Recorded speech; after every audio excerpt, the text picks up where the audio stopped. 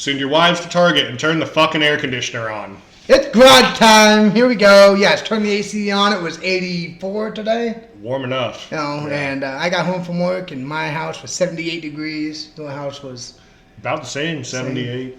So Crystal's wife turned it on for him before he even got home. I had to convince my wife to turn mine on while I was at baseball practice. So. And the bad thing is it's going to cool off the next couple of days. It is, but you know what? One day.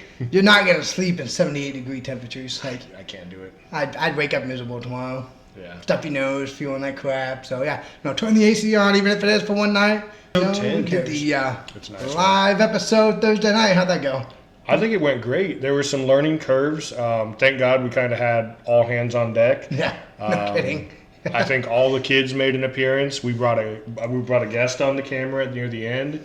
A lot of live comments, a lot of feedback. I think TikTok, thanks to one person, had like 11,000 likes. Yes. But I looked, in addition to that, we had 200 comments on TikTok. We had almost 100 comments on Facebook during it. It was good. I liked it a lot. Yeah, we had some good conversation with some followers, and that was new. We gained a couple new ones. Mm-hmm.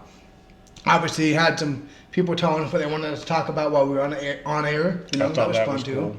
You know, one of the questions was who had the better beard, and as you all know, Kyle.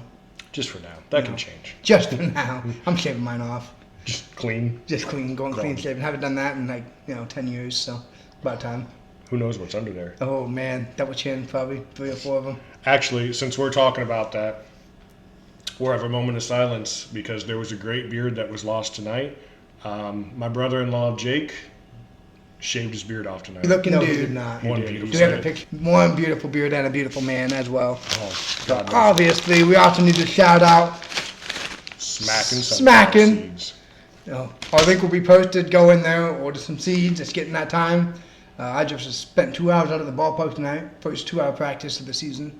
And it's good to be out there. Yeah, and we've had some people order. Again, order from the link. You get 10% off. We get 10% commission. We've had some people order. This is probably my favorite flavor, actually. Now that we have it, we got it the other night when we went live, but this backyard barbecue right now is probably my favorite flavor. It was pretty good. It was pretty good. I think I had a handful of them. Obviously had a handful of the other 2 that we had, but backyard barbecue's killing it. Not only because I like backyard barbecues. Oh, yeah. You know, but it was a pretty on point sunflower seed. Another live idea? A live barbecue? A live barbecue? I mean, that would always be fun. And you know, one thing I saw, I didn't think about, I was going to bring it up when we did this shout out, and then we can not spend forever trying to peddle our products on you, but sunflower seeds can help break addictions. So like if you're trying to quit smoking, it gives you something to do with that habit that you're used to putting something in your mouth.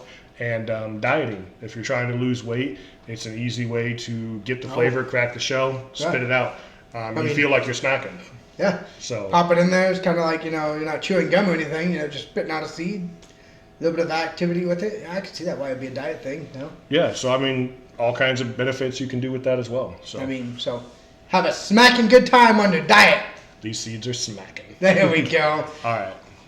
I'll roll on to unsolicited advice. We're going to do one topic tonight because we got a lot of other stuff we're going to talk about in other parts of the show. So, hit the golf course. Oh, man. Yeah. I haven't yet, but you have. I got to. I did a golf outing Saturday morning for the local park district. And, every year I think we say, hey, I'm going to go golfing more. Yeah. And it never happens. Yeah, I have not golfed as much since my sister and my brother-in-law moved down to Alabama, the one that had the glorious beard. So he was your golf partner, is what you're saying? He was my golf partner. Yeah. Yeah. I always enjoyed golfing. For me playing golf is more of like whack fuck. Like I'm going to hit it and then chase it off into the trees. Probably need a sleeve of balls to go through. And then once I'm on the green, I'm okay. I'm pretty good at like chipping in my short game, but... You got a long game, huh? Fucking smack it and hope for the best. So, you talk about losing balls. Like, that's one thing, like, there's times I want to get out there and I just want to, like, crush the ball. Mm-hmm. Like, see how far I can drive it. And it's like, man, I don't want to spend $30 on another sleeve of balls. Right. I just, put it in the fairway, keep on going. But I act like I have control of where I'm hitting the ball. I really don't. I have some decent stuff I can do, but I can't do that much with it. Sometimes... if I'm several holes in a row and I'm just slicing it off to the right every time, then Well, you turn on your the next body. hole, I turn my body and I'm aiming left because I'm like, I'm gonna slice it onto the fairway now. You know what happens? You go the other way. Yeah, I go straight left. Yeah. You get that. You go from the slice to the power fade. Oh yeah. Yeah, you know. Which I actually, I don't play golf a lot now, so not a lot of people know this, but when I was in junior high and high school, I had a net in the backyard and I practiced golfing a lot. I Did you really really? enjoyed golfing. Wow. Yeah. We would go all the time, and as an adult, I just haven't gone as much. I'd like to. Yeah. We'll have to definitely, usually our schedules don't work out because ball teams are different, but we definitely need to make it happen.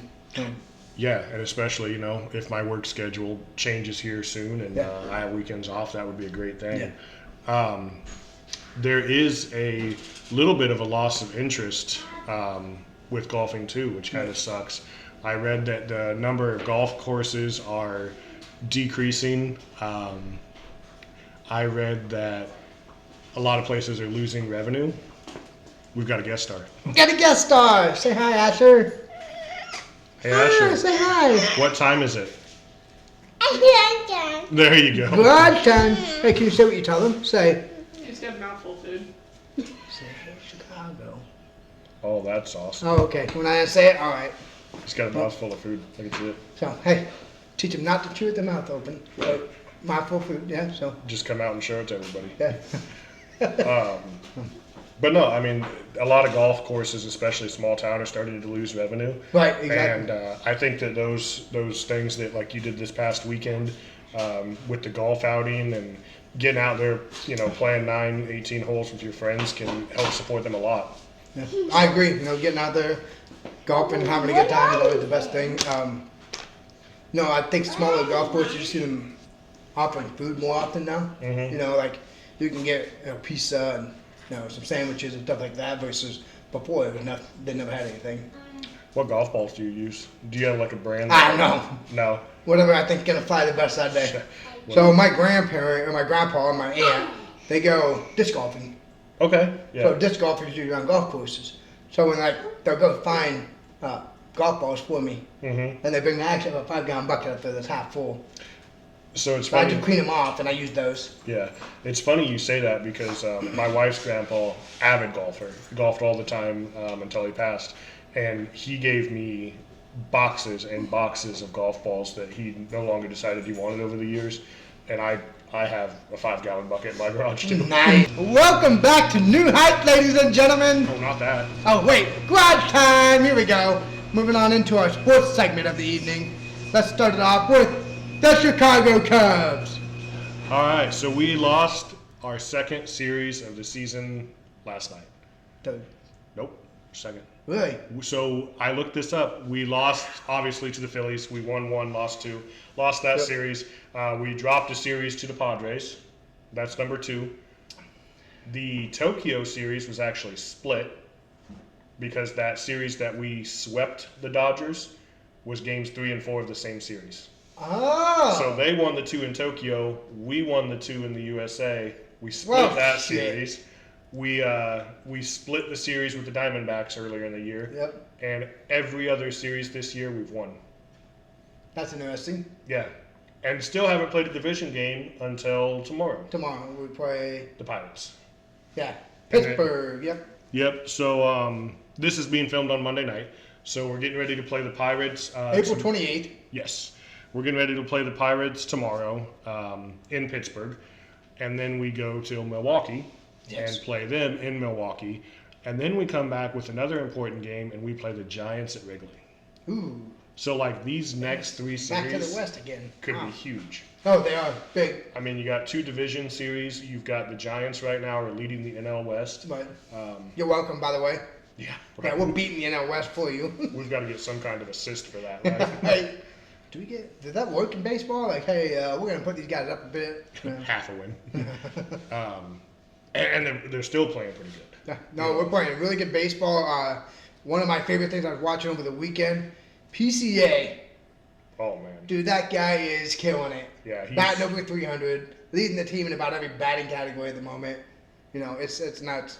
And he's flying on the bases. He's having fun. He's doing what baseball's made to do. He's having fun. Oh yeah, and the crowd's into it. He's a fan favorite. He knows how to interact with the Yes. fans.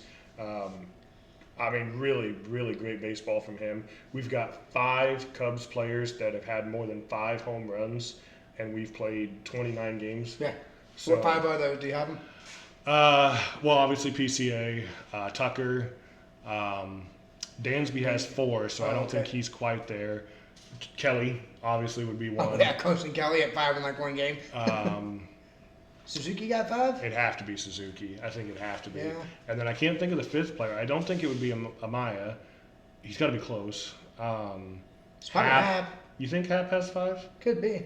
Yeah, I'm not sure. But, I mean, either way. Or is it Bush? It might be Bush. I bet it's Bush. Now that you mention that, yeah. So Michael Bush, who's coming a long ways, you're big on him. You love Michael Bush. He's come a long way this year, and I feel like we finally found the Rizzo replacement. I think so. And, we've got – I'm not crazy about having Justin Turner in there. I know it gives him a break. I know it's a veteran presence. He's not batting the greatest. No. But you wonder, so is his veteran presence bringing all that to the clubhouse right now? Like, is PCA able to go out and be PCA because Justin Turner is molding him into this everyday athlete? And I think so. I think that Turner, even when you look at his batting average, there's a lot that he's bringing to the team that you don't see in the stats. Right. So I think that's valuable. Obviously, bullpen is still. If we lose, it's because of the bullpen. Yeah, I mean they've had some good showings. Yeah. Well, I mean, 30%. Decent. Gage Workman is gone. Yeah. So. Traded to the White Sox for $25 and a bag of smacking seeds. Yeah. It wasn't really much at all. Which sucked because I thought Workman was going to be something. Who did we put in his spot? I mean, I know Turner's been filling in there, but we had to bring somebody up to the. I think they had to bring somebody up. You know what? I haven't seen. I didn't even notice last night. So somebody would have to come up, but obviously, let's Google it real quick. I'll look it up real quick. And I'll go talk about the Cubs while you're Googling that. So, basically, Steele went down and we thought we were going to get... Oh, Brujan. Who? Brujan.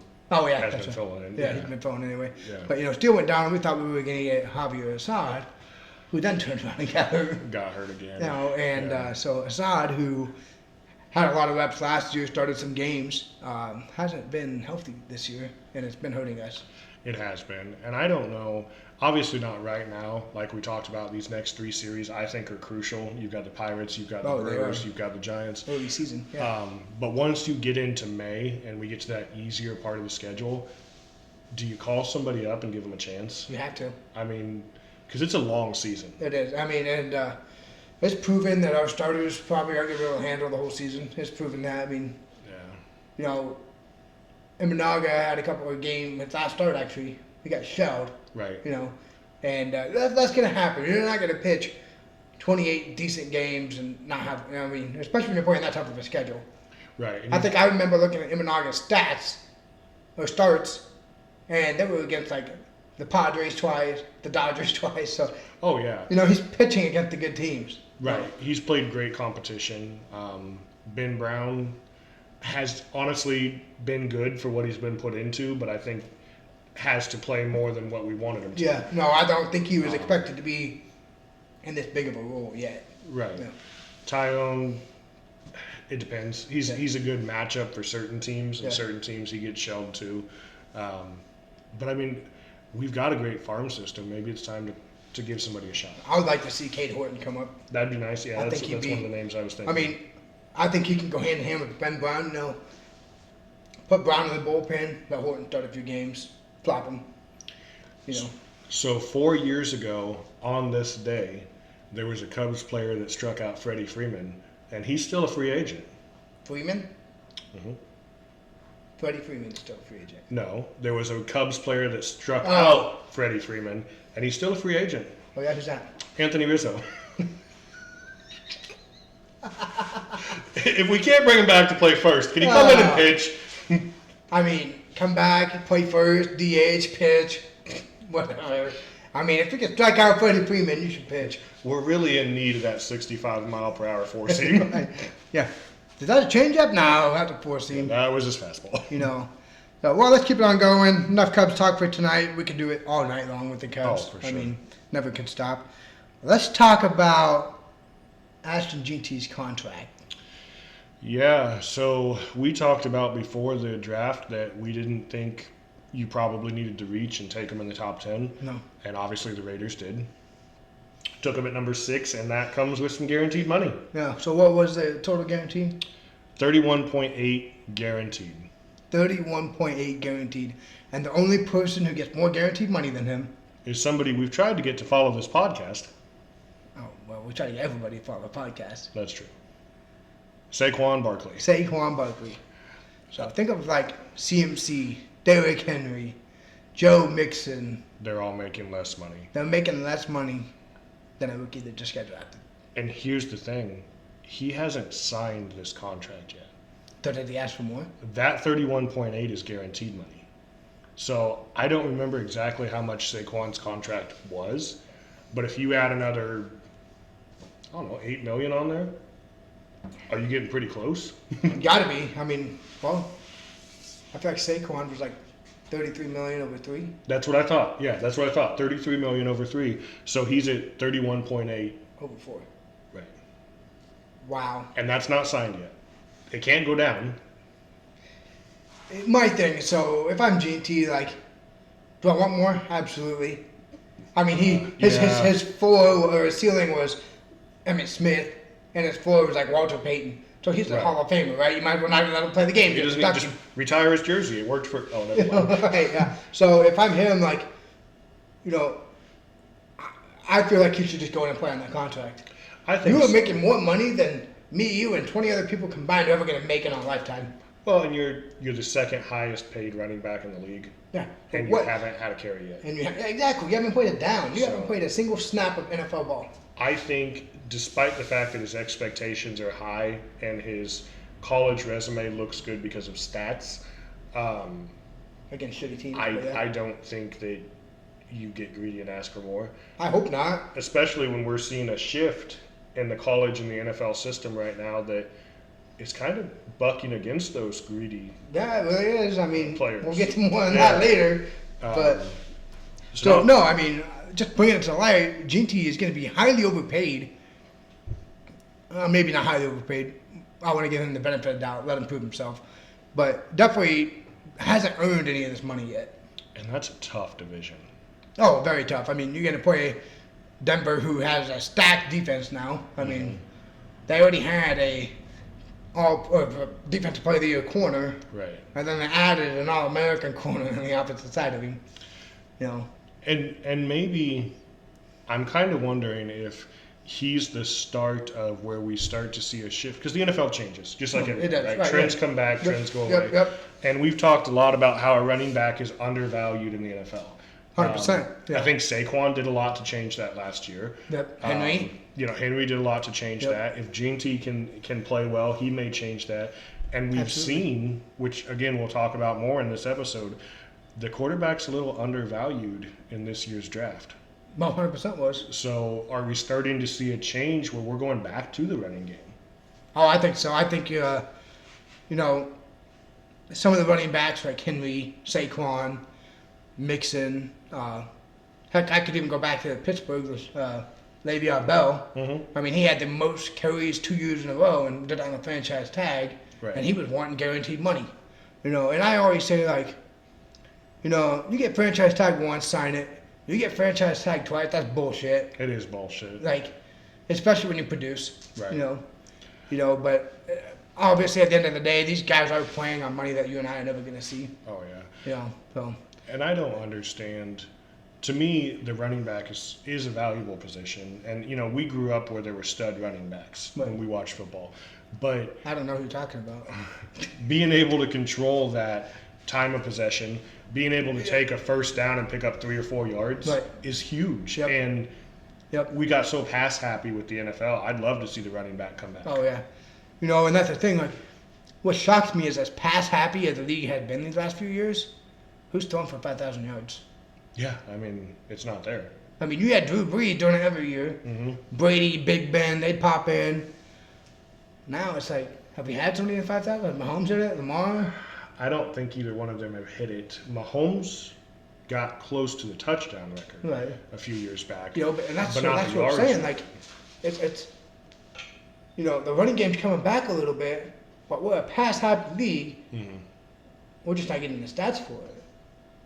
And I think it helps too that their running quarterback is valued right now. Right. So that gives you an option. I mean, if you've got a quality running back in the backfield, you've got a quarterback who can be mobile, you've got a gadget player like Xavier Worthy, Right. or some of these wide receivers that were drafted this year. That's asking a lot for the defense to make a pre-snap. Oh, it really read, is. you know? I think it's harder to play defense now in the NFL than it was in the 90s when you knew Emmitt Smith was coming up the middle. Right. Like, Yeah. So, well, enough of that. Let's get on to Steph Curry.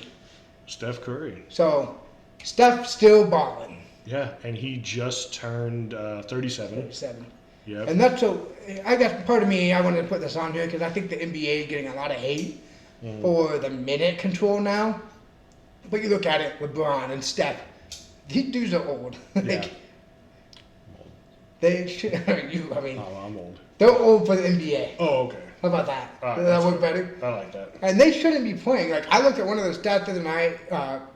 Golden State ended up winning. Steph led the team, both teams in minutes played. Yeah.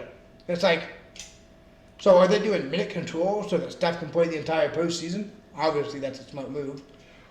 Oh, yeah. And I've said on here before, and I'll be the first to admit I'm not a huge NBA fan. No. NBA fan. But I looked up, because I wanted to make sure in my mind I kind of thought who it would be. But I looked up arguments for the best point guard of all time. Right? It's a debate everybody has. Obviously, Magic Johnson is up there. On a lot of rankings that I looked at, Steph Curry's second. Right. And when you look at it, there's not a lot that separates them. No, it doesn't. I mean, Johnson, The assists. Magic Johnson was seventh in assists all times, but he was like 30-something in scoring, and Steph is seventh. Right. Steph is the all-time leader in 3 points made by a lot. Like double.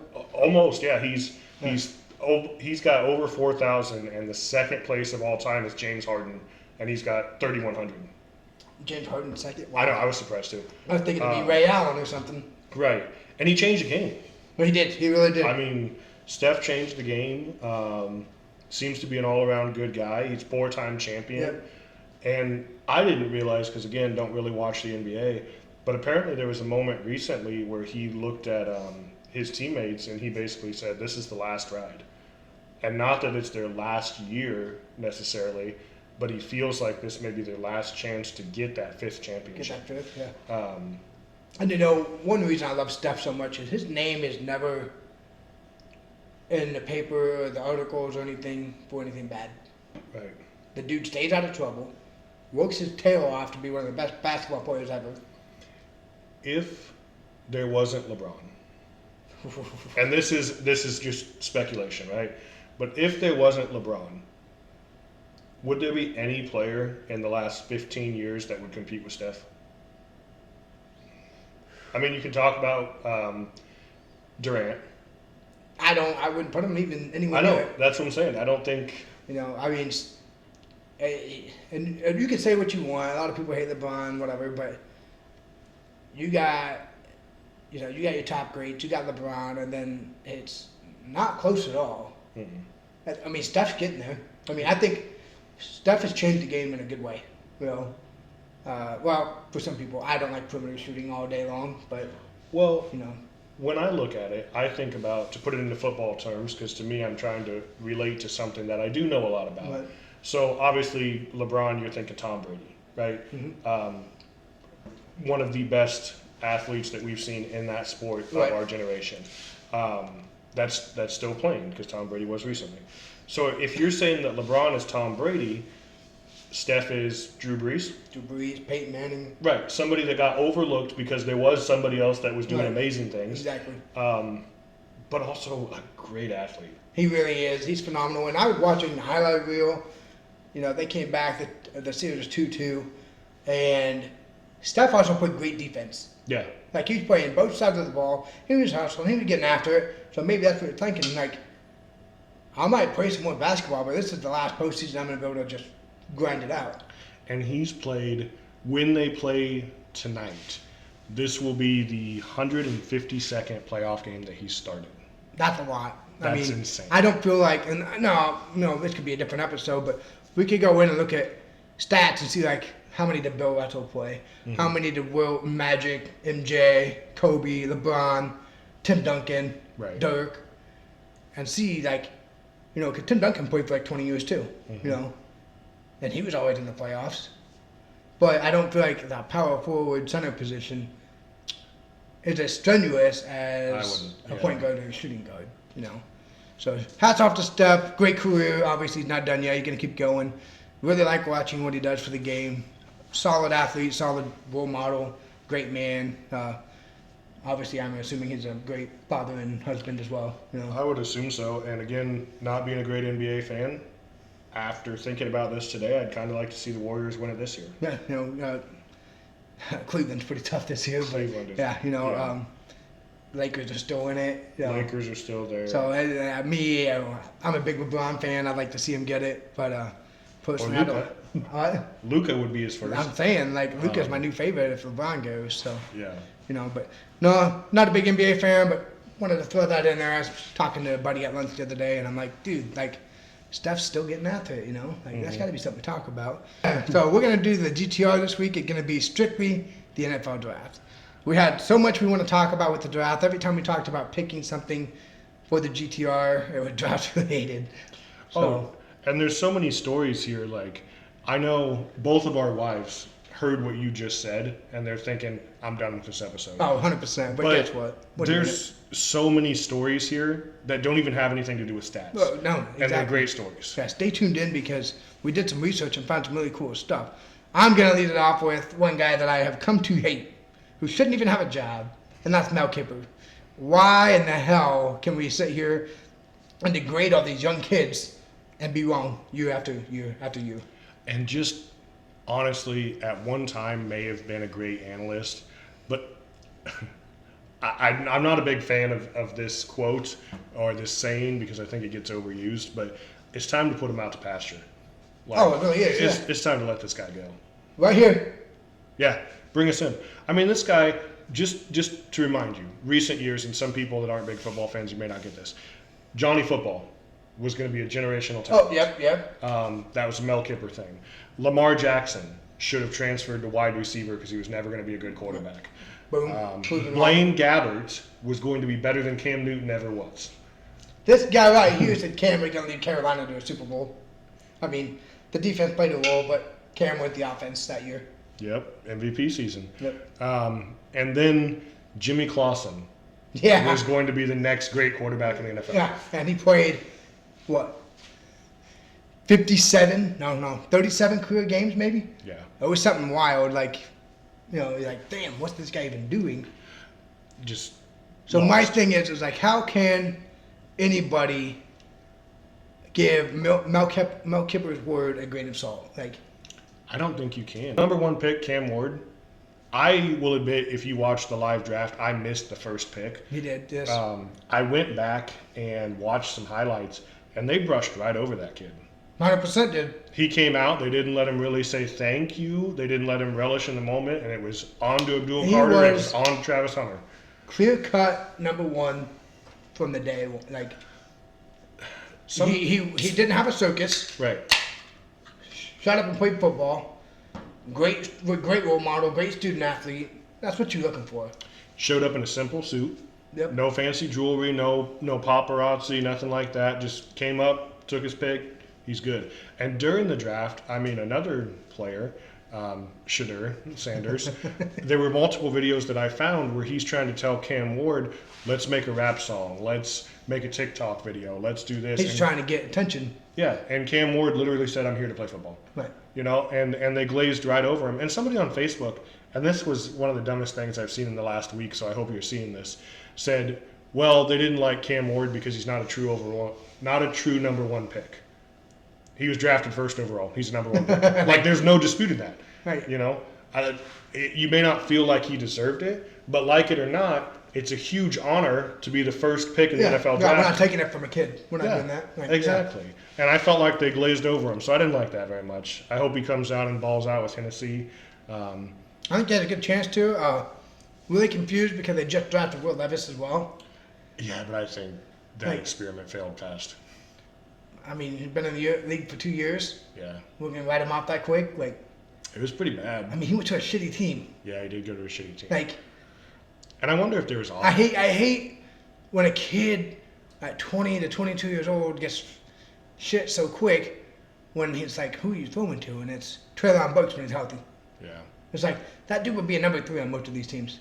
Well, and you wonder, sometimes I wonder, like, you get to that sophomore, junior season for an NFL quarterback, if you bring in a young talent, and maybe you shouldn't have done Cam Ward, but if you bring in a young talent, will that light a fire? Yeah, exactly. That competition. Yeah.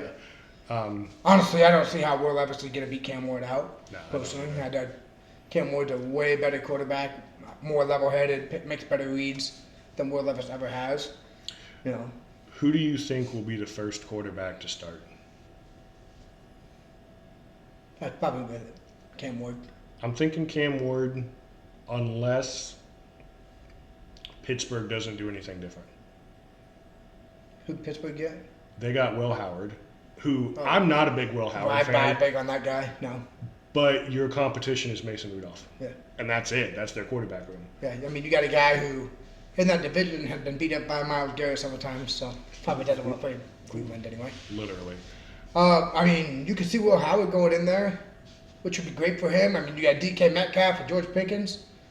With who they get the running back again? Oh, some guy from the Big Ten. I don't know. You have a Big Ten bias. Oh, Caleb Johnson from Iowa. Here we go. That kid's a stud. And I think, obviously, if you listen to the TikTok, going to be a great fit with Jalen Warren. It's going to be awesome. I mean, that offense should be able to hit cruise control and go out of the gate.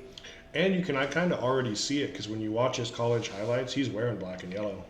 Right, exactly. So, no, I think especially with a questionable quarterback situation. Oh yeah. I think that running back's going to be huge in Pittsburgh. Yeah. Oh yeah. And Mike Tomlin, I mean, has all the knowledge in the world of how to use his players. Never had a losing season. Yeah. No, I mean, you could be right there. Will Howard could get a shot real quick. I just don't think you draft somebody number 1 overall to sit them. Right. I mean, I don't think so because you owe him a lot of money no matter what. Right. And that's at the end of the day, right, you're getting paid the kind of money you're playing. You know, you're not a 3rd round pick. Yeah. Yeah, exactly. I mean, and the fan base is going to want him. Oh, you know, yeah. I mean, the fan base is going to want him there. Yeah, so big time. I mean, I would too if I was them. You know, other first round story that I thought was cool. Kind of a local guy. He came from Loyola, but Derek Harmon, a defensive tackle with Michigan State, played in Oregon, and then he was drafted 21 overall by the Steelers. That's what brought this up. First round, yes. Drafted by the Steelers, and his mom has had cancer for quite some time. Went to the hospital after being drafted, told his mom that he was drafted in the first round, and she passed. And she passed away. And, you know, it's hit me, but that's a heartfelt story, you know, like you work so hard, mom's pushing him along, probably supporting him in his goals, and he finally gets drafted, and, you know, at least he got to share that moment with mom. Yeah, and he said in his interview afterwards that, like, she was kind of his motivation because even when he wanted to stop working or he took his lumps on the football field, that he saw what she was going through. And he said, if she can go through this and have cancer, I can get my ass up and play football. Exactly. You know, and to me, that's the kind of guy you want on your football team. Yeah. Somebody who's been through it, knows what it takes to work. Hopefully that doesn't set him back as he's a young man. Right. You know, I'm blessed. I still have both of my parents, so I have no idea what this kid's going through. Like, it seems to be, I'd be traumatized. And the mix of emotions. Oh, 100%. Like, you know, are you supposed to be excited because you just got drafted? Mm-hmm. Or are you sad and mad because your mom just passed away, you know? Right. Like, props to that kid for, you know, keeping his head on and just, you know, getting through life. These next couple months are going to be rough. This next year, the rest of his life, I don't know. I mean, it's going to be rough. Like, your biggest support cat is gone. And forever tied to your memory of being drafted. Like, 100%. Like, anytime you talk about your draft day, that's coming up. And that's, you know, that's kind of the other thing is right around there. And, you know, again, thoughts to go out to this guy. But immediately after he was drafted, we had one of the biggest trades of the first round. which you were really excited about. But what was that? New York Giants trade into what would pick 22. Yeah, 25. What's But 25? yeah, right in there. Yeah. So New York already had a pick. What was it? 5, 4, 3? Pick 3. They picked 3. Pick 3, and they had Abdul Carter, which was already huge. I mean, that was a big first round right there. And then they trade back into the first round to pick my favorite quarterback at the draft, Jackson Dart. They had another Ole Miss quarterback that was big for them, didn't they? Yeah, that Manning guy. Yeah, not the one with the big forehead. Nah, the smaller one. Yeah, the one nobody liked. The one the defense had to win the championship for him. I think he ruined an undefeated season by Tom Brady. He did. Yeah. So Eli Manning went to Ole Miss, obviously. And but no, I think Jackson Dart, like, a lot of people say he's not NFL ready, he's not this. My thing is he's going to a team that can sit him. Yeah. You know, like, obviously he gets to learn from Russell Wilson, he gets to learn from Jameis Winston, and that's going to be huge. You got a quarterback that's 31 Super Bowls. You got a quarterback that's done the 30 for 30 season. Right. Jameis is a class act everywhere he goes. You know, Russ is obviously, you know, what? You got Tommy DeVito in there. Tommy, oh yeah, But the Italian, yeah. I saw a lot of people talking about what a joke the Giants quarterback room was, and I actually think this is a great place for Dart. I mean, I don't know, why is it a joke? You have a, They said Russ is washed up. I mean, he's old, okay. They said Jameis is an idiot, basically. But, dude, these guys have been in the NFL. They've had success and failures. Yes, exactly. At one time, before Russ got injured, was considered one of the most solid quarterbacks in the league. 100%. I don't even think he played bad last year in Pittsburgh. No, I mean, and that's the thing. Like, even if their physical attributes have decreased, like Russ, maybe he is over the hill. Dude, he still has that knowledge. right, You know, he can still be that mentor. right, And Jameis too. And Jameis, dude, Jameis has got the right fucking attitude about football. right. And in a place like New York, where there's going to be a spotlight whenever Dart does get the starting role, Jameis's attitude would be huge to learn from. Right. And you got Neighbors is there. You got a stud defense. That defensive line for New York is going to be great. You got Abdul Carter, Lawrence, Spidey Burns from Carolina last year. You know, like that's going to be a great defense. You just drafted Scatabo, which is going to be a great change of pace back. That's your third down back. That's your goal line back right there.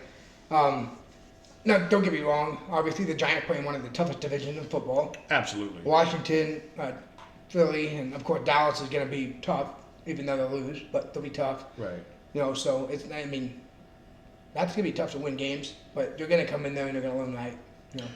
I think so, and I think great situation, great draft by the Giants. The next quarterback taken off of the board was the Saints in round 3. 3. Yep. Yeah. No, round 2. round 2. Yep. Big surprise though. Yeah, who was it again? Tyler Show from Louisville. from right? Louisville. Yeah. You know, and a lot of people are high on this guy. Right. I mean, he was one of the expert favorites of a guy that could come in here and, you know, probably produce pretty quickly after Derek Carr goes through his first 5 games and gives away the starting spot, which sucks because I'm a big Derek Carr fan. I think he'd be great. I wanted him in Carolina before we got Bryce Young. But no, Tyler Shoe, I think, really could come in here and bring the spark that the Saints need. And I hate to talk about a division rival, but they're on that border of, hey, we can maybe win the division and make some playoffs. You know. And let's be real, somebody in that division has to take charge. Oh, 100%. Like it's a free-for-all fight. It's a slugfest. I don't feel, maybe Tampa, I don't feel that there's a big team in that division that is like, this is my division. I don't know. I'm thinking, since we're talking about this, you know, Atlanta's Atlanta's two going to be defensive good. ends in the Yeah. first round. And that's, you got all of these teams making moves. Yeah. It's going to be good. You know, of course, you know, the Bucks drafted another wide receiver. Right. You know, so now they got Godwin, who's always hurt anymore. Evans should be declining sometime soon. I mean, he's always getting 1,000 yards, it seems like, but you know. Eventually, the workload's going to wear him down. You know, exactly. And you know, Carolina went with Tuck McMillan from Arizona. Mm-hmm. So we gave Bryce Young a target. And I really want to talk on this. So they kept it under wraps. But Right. apparently these two were working out together Oh, really? before the draft. I didn't know that. And it's like, so Carolina already knew who they were drafting. Yeah. No, and my dumb ass is sitting out here like, oh, I want Jalen Walker, and I want so, and they already had their guy. Yeah, they knew who they were going You know, with. and so and this is what I hate about, so all of these players in the NFL anymore and who they get compared to is ridiculous. Oh, absolutely. So Ted McMillan got compared to Calvin Johnson and Mike Evans. One's a Hall of Famer, the other one's going to be. Can we quit doing this to these kids? Right. Like, just say he's going to be big and fast. You know, like, why are we giving, like, hey, your comparables are up here. Right. If you fail, then, like, you know. And that's what I'm saying. Like, with the analysis, it's not even truly an analysis anymore. No, it's not. this extravagant prediction of this is who they're going to be like. And it's like, wow. And nowhere in between. Right? Yeah, you know, like, Yeah. I guess I'm going to be a Hall of Famer or a Hall of Fame. You know? Yeah. Legendary or Hall of Famer. Yeah. So we talked about Carolina draft. Let's talk about Chicago in their first round. I love Chicago's draft. I was surprised. I thought that we were going offensive or defensive line at number 10. The Saints actually took somebody off the board that I thought we had a strong connection with. And then I remember sitting there live and thinking, maybe this is where we grab Tyler Warren. And they went with Loveland. Yeah. Which, you know, obviously I thought he was a better tight end off the board anyway. A buddy of ours was big on him, and, you know, it shocked me, even still. Even, like, I remember we were sitting there talking on the live, I'm like, oh, yeah, you know, Colson Loveland, that's who I'd go with right here. And the whole time I'm thinking, they got to go defense, right?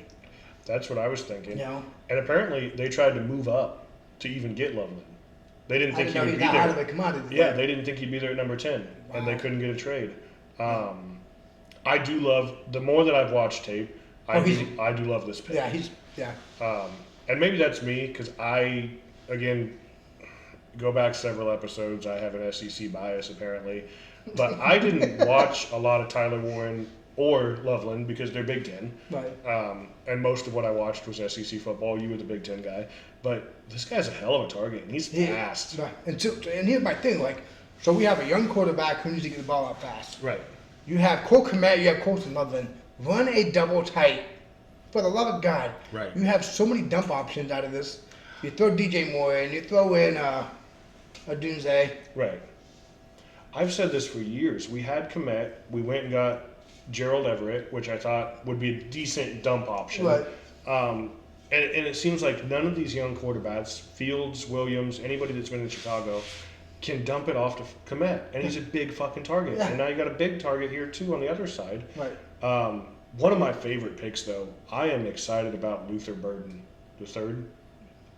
He was the Bears. receiver? He was the Bears wide receiver in the second round From Mizzou, right? Mizzou. Yes. Dude, that- this kid is a playmaker. Yeah. And, you know, I had to go back and look at tape when I remember, I'm like, who in the world is this guy? He's quick. Yeah. He is quick. You know, which, you know, and you can see the Bears are doing everything they can to make sure Caleb Williams has successful targets. I mean, they are giving him so much. More than most people in the league get. Yeah, I mean, this is really a high-powered offense if it goes well. I And mean- with Ben Johnson, Yeah. I think he'll use the most of it. That should be exciting to watch with this. I mean, obviously they put together a really good draft. Even later into the draft, they still had some good solid picks. They did. Got some depth, got some defense.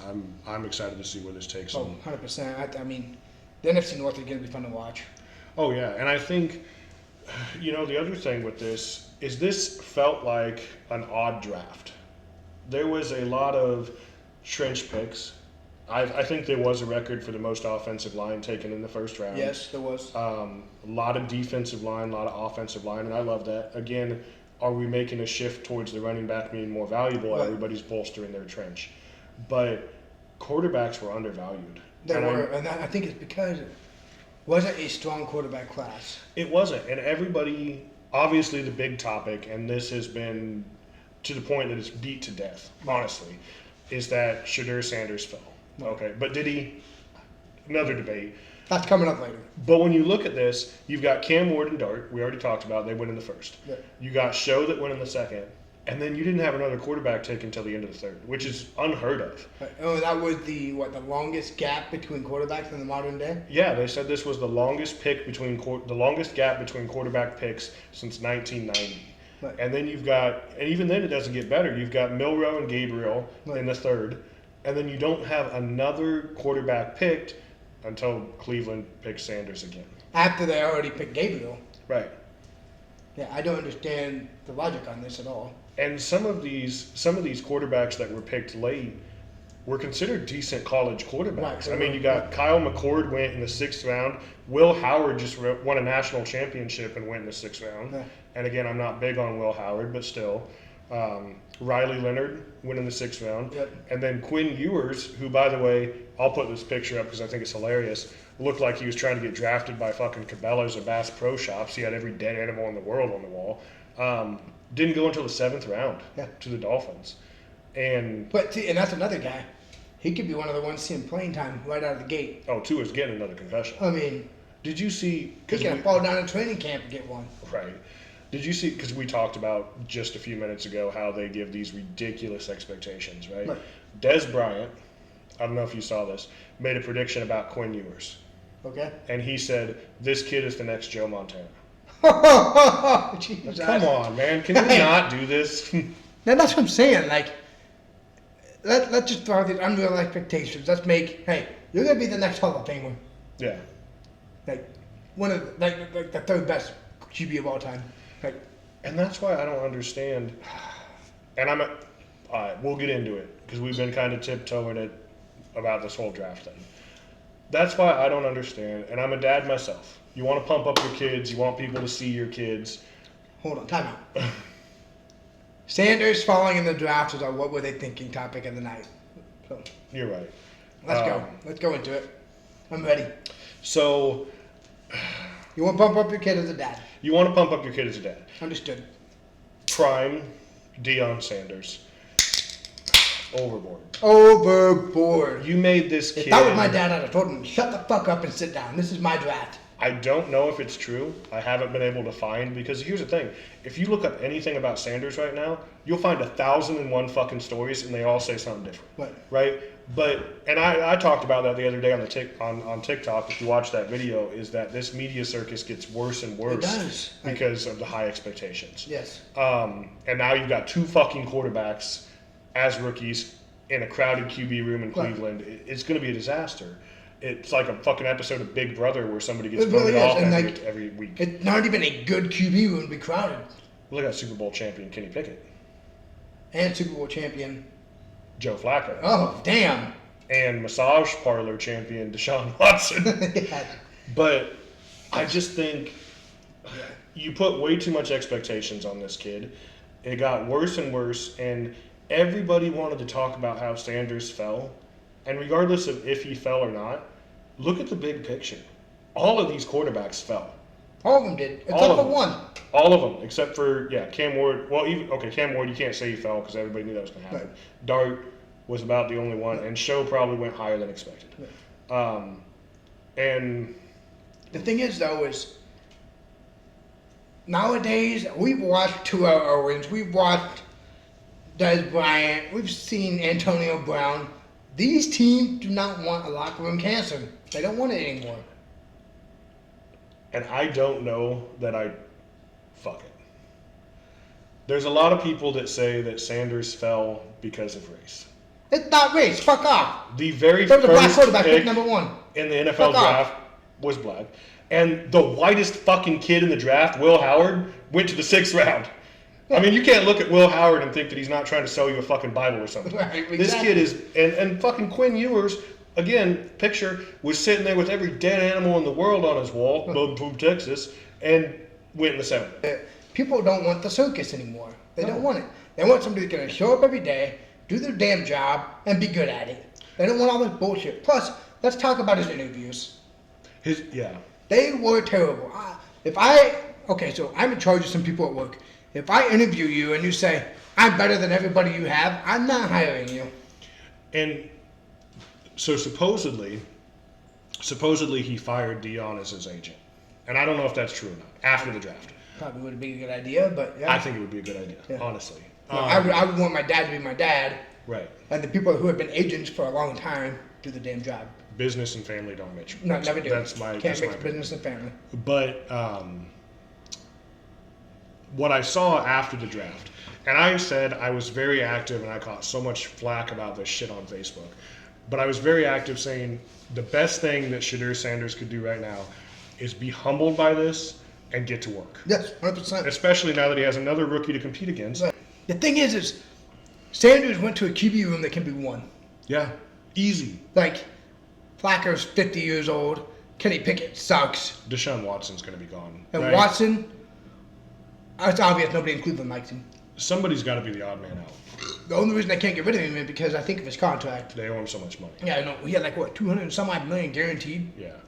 You know, so. But so that's what I was going to get to, is the best thing he could do is be humbled by this. We all get humbled by life. We've talked about this in this episode 1,000 times. Shut up and get to work. Exactly. Shut up and get to work. The very first thing I saw after this whole draft fiasco was Dion saying, my son doesn't play backseat to anybody. Yeah. Dude, you're fifth string. You're fifth string on the depth chart right now. Yeah. Instead of being humbled, instead of just shutting up and letting your work do the talk, you're going to start out saying, I don't play backseat to anybody. And he's not saying it, though. That's the problem. Right. Dion is ruining his kid's image. Exactly. Dion is making this worse. And everybody, you know what you get. Right? Dion has always been a trash talker. He's always been a polarizing figure. Certain people at the NFL hate him. Certain fans hate him. I have a love-hate relationship with the guy because his play backed up his talk. But he's making the situation worse. But the thing is, it's not the 80s and 90s anymore. Right. People do not give a fuck about trash talk anymore. Like, get it out of here and move on. Like, there's hate speeches. There's harassment speeches. I mean, there's all this stuff gets thrown in nowadays. And it's a different ballgame, Dion. Like, you can't do what worked when Dion was playing does not work now. Right. And that's the other thing. Like, if it wasn't for all the attention in Colorado, which never had attention before Dion got there, if not for all the attention that Dion brought to Colorado, would we have ever talked about this kid being a potential first-round pick? I don't think so. Not a chance. So he created... He wasn't good in college. Right. Losing record. You had one. I mean, you had a school record at a city school. Right. What do you fucking do? Like, you know. But the thing is we watched a generational talent be the one catching the damn ball. Right. That helps out a lot. And that got recognized. Yeah. You know, and that was, you know, he got drafted second overall. He's probably going to be a great franchise player, and luckily Dion didn't screw up that situation too. God, I would have been pissed. But I feel like Dion made these huge expectations for a kid and honestly ruined his draft stock. Oh, 100% did. And I think that the longer that he wasn't picked and the more that people like Mel Kiper's dumbass focused on it, the worse and worse this got and the more teams didn't want to be involved in it. Well, and that's the thing, like, and what sucks too is, so these kids get drafted and instead of paying to the kid that just got drafted, it's a 5-second pan and then we're back to Sanders. Right. Let these guys have the spotlight. What would the defensive back who was greeting everybody that got drafted? To the Buffalo Bills. That is exactly that's the guy I want on my team. Yep. If I don't have somebody in mind to draft, I'm going after that guy right there. That is a leader, that's a captain, that's a team player, that's a heart and soul of a defense. Mm-hmm. That's what I want. And that's this whole draft, and this is the comment on Facebook I got the most shit for. With this whole Sanders thing, the entire draft focused on Sanders. It really did. It did. And they went and got this, when he was finally drafted, they went and got this comment from 7 years ago that Dion put on Facebook. And yes, Dion talked shit about Cleveland. Cleveland was on a do not draft list for most of the draft until they removed that. And I fully understand that. And I'm not denying that. But they pulled up this quote from 7 years ago when Dion said, the Cleveland Browns, I love what they're trying to do. If my kid was drafted there, I'd tell him to pull an Eli Manning and get the hell out. Okay? And yes, again, talked shit about Cleveland recently too, fine. But instead of focusing on these other draft stories that you and I, in fucking no background as NFL analysts, were able to bring up, they don't talk about this shit. We're bringing up a 7-year-old comment from Dion. Why? Why are you focusing your efforts here? And my thing is, so why do you as a fan want to hear that versus the good shit that we share? Right. Like, I could, like, nothing against it. I don't give a shit what Dion said 7 years ago. I don't give a shit what Dion said when he played. And that's so much effort went into finding this quote. Oh, 100%. And I put that on Facebook. I said, if you look through most people's social media, you're going to find something in the last 7 years that you don't want seen. And everybody was like, shit, yeah. Right. I said something stupid at one time or another. I guarantee it. I probably said something stupid 7 days ago. Yeah, right. I probably said something stupid 7 minutes ago. Yeah. But People commented and they said, well, he was talking shit in January. Okay, use that quote. And then move on and cover one of these other kids. Right, yeah, no, like, and that's the thing. They kept panning back to Sanders, who never got humbled, was still his cocky, arrogant asshole he is. Like, and is Shooter Sanders really that kind of a kid? We don't know. Yeah. Deion put him in such a spotlight that he didn't have a chance to be who he is. He was being Deion.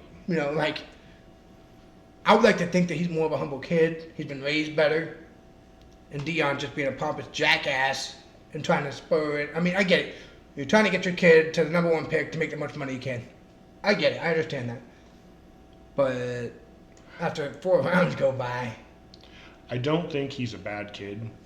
And he can be successful. As you said, a very winnable quarterback room. But I think this whole situation is a product of social media and Deion creating this monster. Yep. Whether he is or not.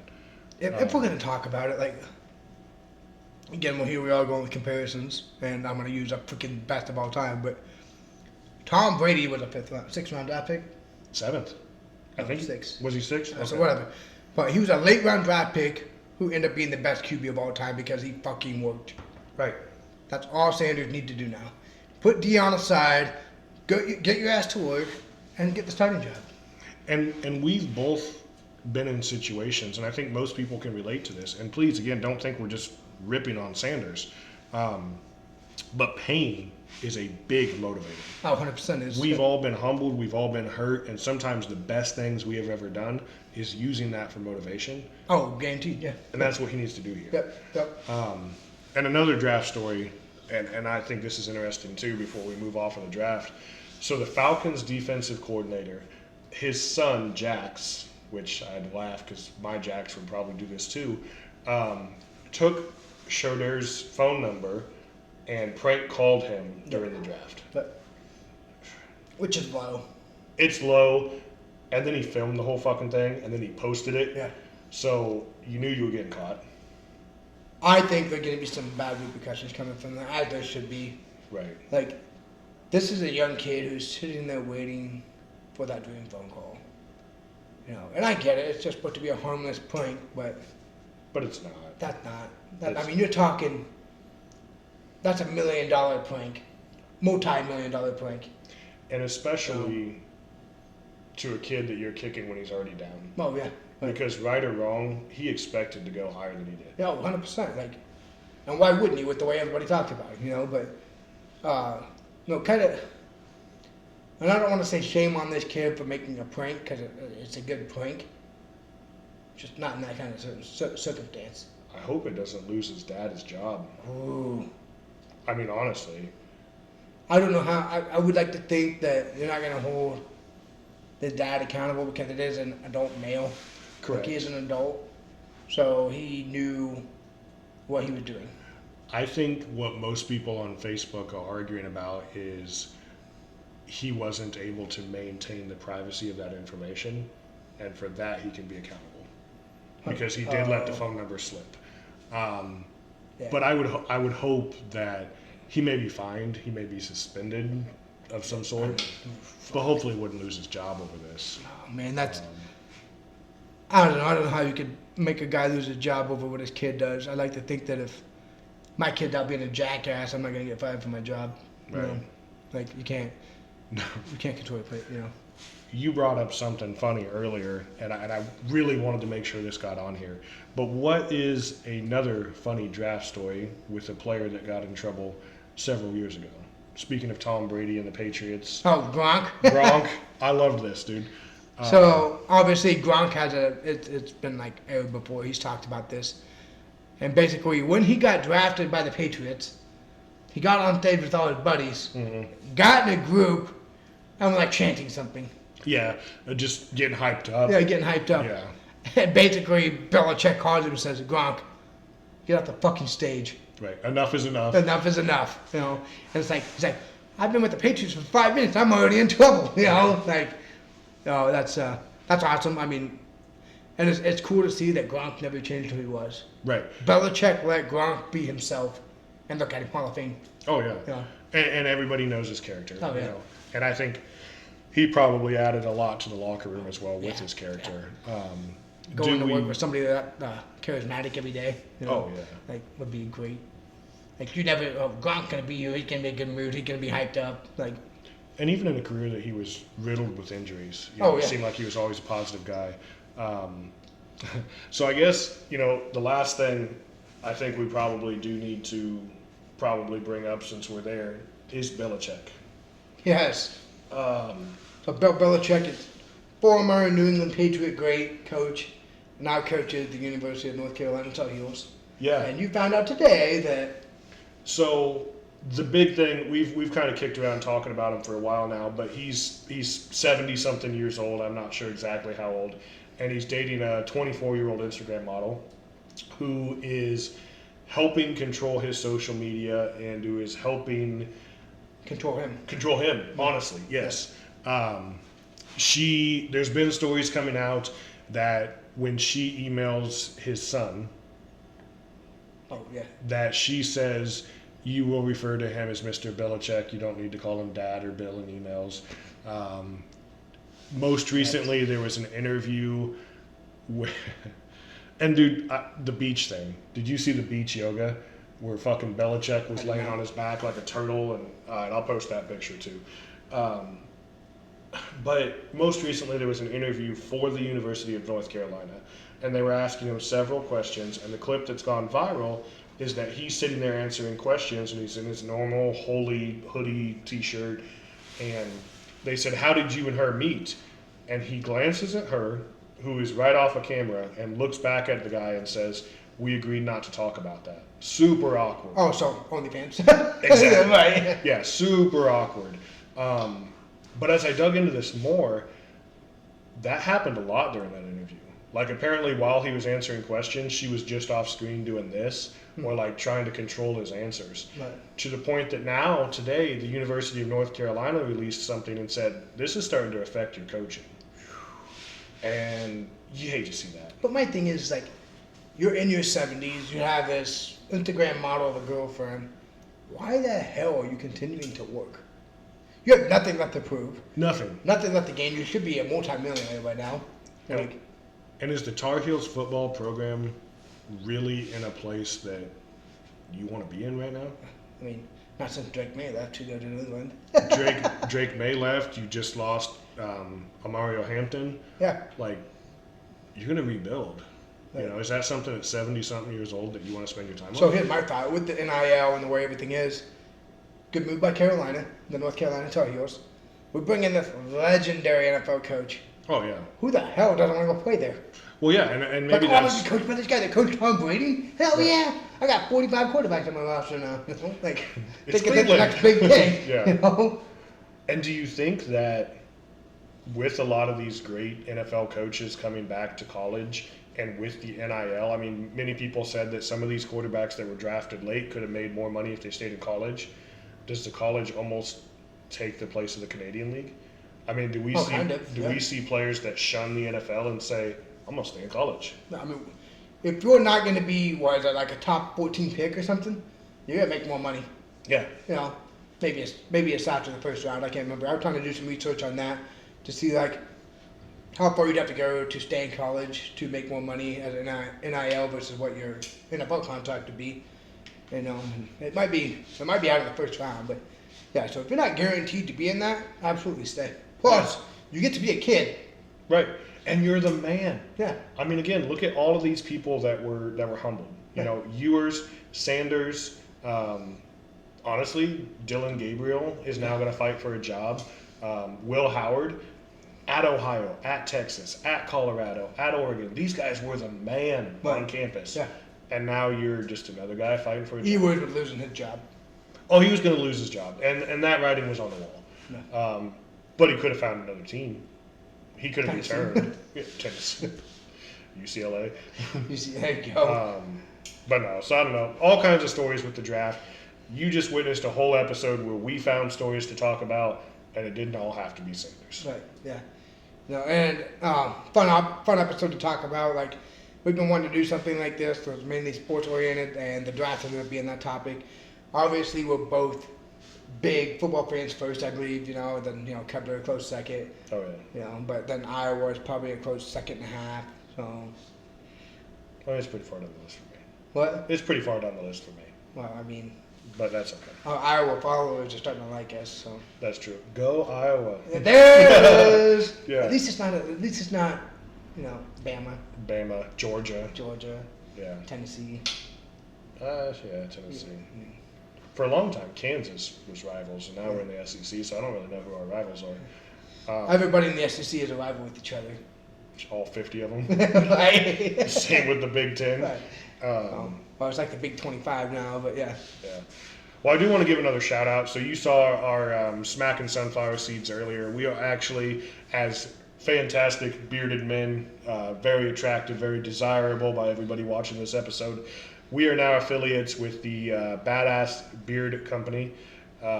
We shared them on Facebook here recently. They're veteran owned. This guy that owns the company, he did 10 years in the military, and then he was honorably discharged for injuries and decided he wanted to create beard oil. It's working out. It's working out, and this website's great. I mean, they're well designed. They smell good. I want to order some of these. You've got oils, butters, balm, wash, brushes, t-shirts. They've got cool names like the Patriot, the Viking, the Brewmaster, the Ladies Man. If I make some money off of this podcast, guys, I'd love to get some of these samples. Right. And right now, you guys can go to our link and you can get a sample of an oil, beard butter, balm, and maybe a beard wash. There's like 4 things. You get those for free, and you pay $4.99 shipping and handling. So, I mean, we'll share that link as well. Yeah, get something for $4.99 shipping and handling. That's pretty cheap. Can't get much for that. And again, we get 10% commission, so you're helping us out, which helps us come to you with even more things. So check the them out. podcast become great. I thought you were going to say something else there. But I can say a lot of different things, but I'm trying to keep it PG for fellow kids that watch us. Yeah, all our fans. We're popular in our junior high here. Yeah. Thanks to our kids. Right. So yeah, I wanted to give them a shout out. We got a couple of affiliates, and I think that's a great thing. Yeah. New episodes drop every Wednesday. Follow us on our socials. And again, we're everywhere. YouTube, TikTok, Facebook, Apple Podcasts, Spotify, Amazon Music, everything. We're there. And we will find a way to get us on Google, and you can just Google the damn thing and it'll pop up. Yeah. That's what we should do. And we've kind of talked about exploring more options to go live. So, yes. I definitely want to do more live. That was a blast. Obviously we had a couple of different people in and out. I did not know how it was going to go. I didn't either. Obviously, the wife talked me into starting first, and then my wife was in your seat, and I just was like, I was a little bit late. Yeah, I didn't know what was going on. And then she didn't want to give her seat up. Yeah, she was on it. She was like, it's Becca time. Yeah, it's Becca time, and then the kids kept popping in and out. But overall, I thought it was a really good experience, I think it was good, and I think it did good things for us. If you do follow us on social, we have had the biggest growth in the last week that we've had in the last 10 weeks. It's incredible. And I like to think it's because of our smacking sunflower seeds and our beard oil. I mean, our beards are shining. They're beautiful. Has nothing to do with the fact that the draft was on. No, it's all us. It's all us, yeah. And, All right. Like, follow, subscribe. Until next time. It's garage time.